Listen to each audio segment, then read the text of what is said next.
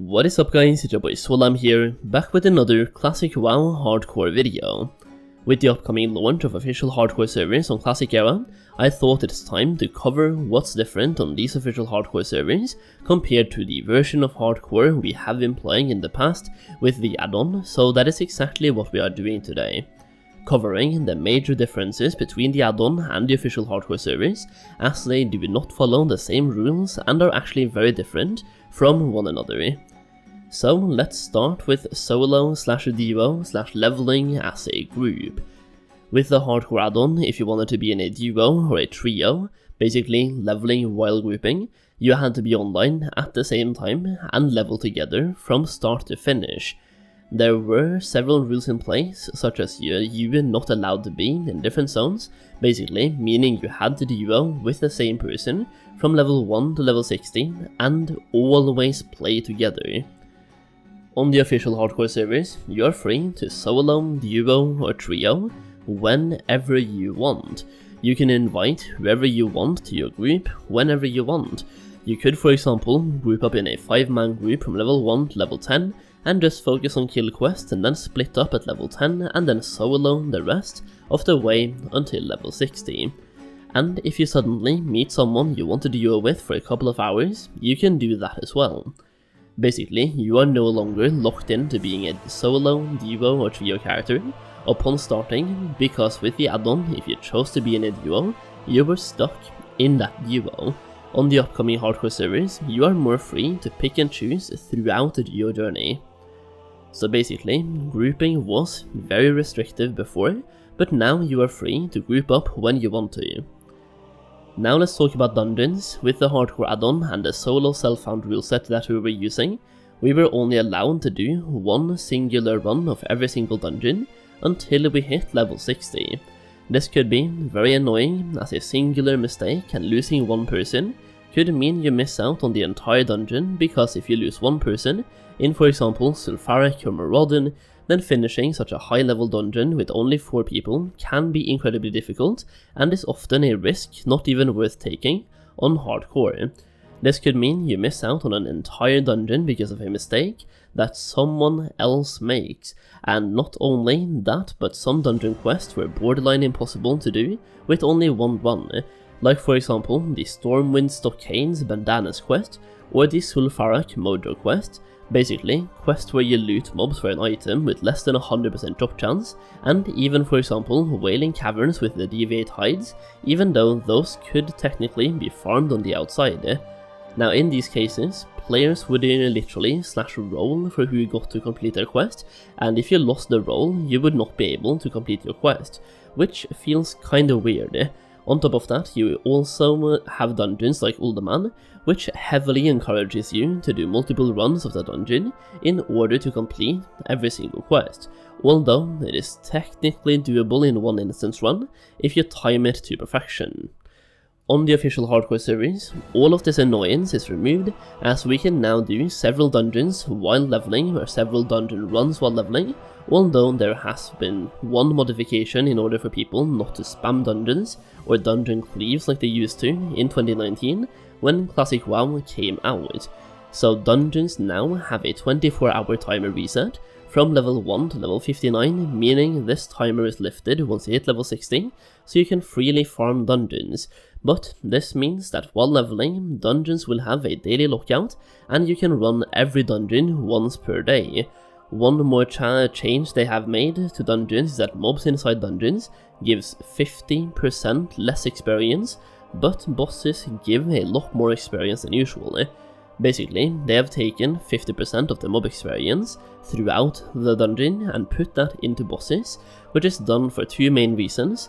Number 1 is that mobs inside a dungeon do reset over time, but bosses have a 24-hour reset timer, and it also encourages people to focus on killing bosses and doing the entire dungeon rather than just AoE farming mobs inside dungeons for experience. Next up then, the use of mailboxes, auction house and trading. I've chosen to throw all of this into one place, as it all pretty much boils down to one thing: trading. Sending a mail between players is essentially trading something. You are just trading it via mails. Same thing with the auction house, so it's all trading. On Classic Era, with the Hardcore add-on, trading was not allowed, even for things such as Mage Food or Mage Water, or Warlock Health Stones. Basically, no trading whatsoever. On the official Hardcore servers that are coming out, this rule will be lifted, there we go, and you are free to trade, use the auction house, use the mailbox. There's multiple points of views on whether this is a good or bad thing, which I do not really intend to get into in this video. But what I will say is that all the rules we had in place with the Hardcore add-on made it so you were pretty much forced to play in one very specific and restrictive way, and without being allowed to group, trade or send mails or even use the auction house. It is a very solo experience. It is definitely more challenging, but it is also a lot less social, and Blizzard have verbally stated that they want to focus more on the social element rather than the challenging element, which I personally think is great. The essence of these servers being hardcore already is quite challenging in itself, and I've seen quite a few people in the comment section that are not even going to play hardcore because it's already too challenging. Losing your character is already a big aspect, and too challenging for most people, considering if they lose a level 60 character, a lot of people simply won't bother going again. There are also a couple of small changes, such as class abilities, which were previously prohibited for the use of certain items. Number 1 here would be the bubble hearth for paladins, which was technically not allowed with the Hardcore add-on, but there were a couple of workarounds. But on the official Hardcore servers, there will simply be a restriction in place to where paladins physically cannot use their hearthstone while under the protection effect. So basically, it's staying the same, but there's no workarounds. That being said, nothing has really been stated about Light of Elune plus Hearthstone, so there might be a big favor for the Alliance right here. Now, with the Hardcore add-on, we were also not allowed to use the auto-unstuck features in order to teleport to major cities, and this restriction will not be there on the official Hardcore servers, and for most people, this won't really matter too much. But for example, as a Night Elf, this means you can use the auto-unstuck feature to teleport to Ironforge instead of having to walk through wetlands or swim to Westfall, so it definitely has some practical uses. Now let's talk about some minor things that might not directly impact your gameplay, but are pretty huge changes overall. With the Hardcore add-on, we had an appeal system, and on the official Hardcore server, we will not have an appeal system. This means, if you die because of a disconnect, your run is simply over. That being said, Blizzard have done a lot of work in the backend to at least make it so your disconnect are going to be as little as possible from the game itself. But if you have a terrible internet connection, there's really not a lot Blizzard can do.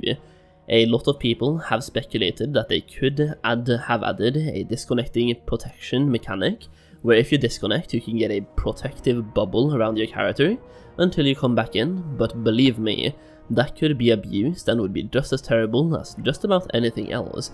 Imagine if we had such a system. I could just install a flip switch from my internet router next to my PC on a foot pedal, and if I'm ever close to die or in an oh shit situation, I could just hit that switch and disconnect and get a protective bubble around my character.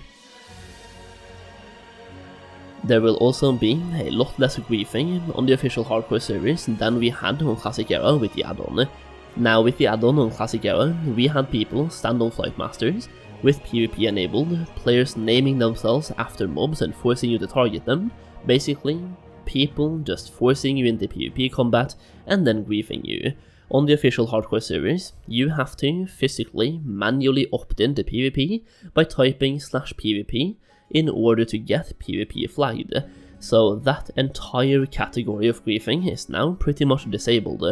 We also saw people drag elite mobs such as Terramus all the way back to Stormwind or Elven Forest, and mobs will now have a kite leash cap, meaning that if you try to kite a mob more than 500 yards, it will reset. So in this case, kiting Terramus out of Blasted Lands would end up resetting Terramus. On the other hand, there is now a brand new category of griefs which Blizzard really can't do anything about, and that is what I call social griefing.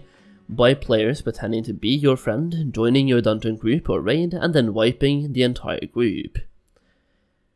And as we are nearing the end of the video here, it's time for me to do my sellout, so if you're planning to play on the official hardcore series, where trading and using the auction house is allowed, I have made the ultimate hardcore gold guide specifically made for these servers, talking about how to make gold in a hardcore environment. This is a 134 pages long gold making document, so you definitely get a lot of information here, and I try to cover just about every aspect of gold making, so if you are interested in making gold on these servers and want to support me as a content creator, as well as get yourself a great product at the same time, you can check out that guide through the link down below. As always, I do hope you enjoyed today's video. Make sure to let me know if I missed anything in the comments down below, and give the video a quick thumbs up before you click away. As always, thank you so much for watching, and I'll see you again very soon.